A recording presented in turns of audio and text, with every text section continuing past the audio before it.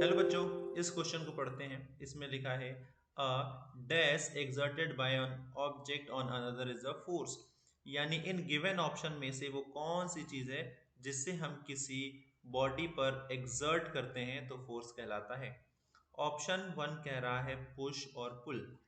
अब बच्चों एक डेफिनेशन पढ़ी थी हम लोगों ने जिसमें कहा जाता है फोर्स इज अ पुश और पुल। यानी फोर्स की डेफिनेशन में ही कहा जाता है कि पुश और पुल को ही फोर्स कहा जाता है। यानी किसी बॉडी पर जब पुश एंड पुल लगाया जाएगा तो हम कह सकते हैं वह फोर्स है। यानी इस ऑप्शन को कंसीडर कर सकते हैं।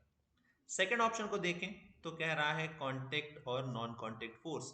अब बच्चों आप लोगों ने टाइप्स ऑफ फोर्स पढ़ा था और उस टाइप्स ऑफ फोर्स के अंदर हमने पढ़ा था contact and non contact force.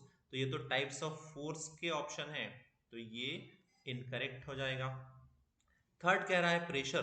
Pressure exerted by an object on another is a force. नहीं, बिल्कुल नहीं, प्रेशर फोर्स नहीं हो सकता है। और मैग्नीट्यूड, किसका मैग्नीट्यूड? मैग्नीट्यूड तो किसी का भी हो सकता है बच्चों। तो magnitude exerted by an object on another is a force, नहीं, ये भी आंसर गलत हो जाएगा।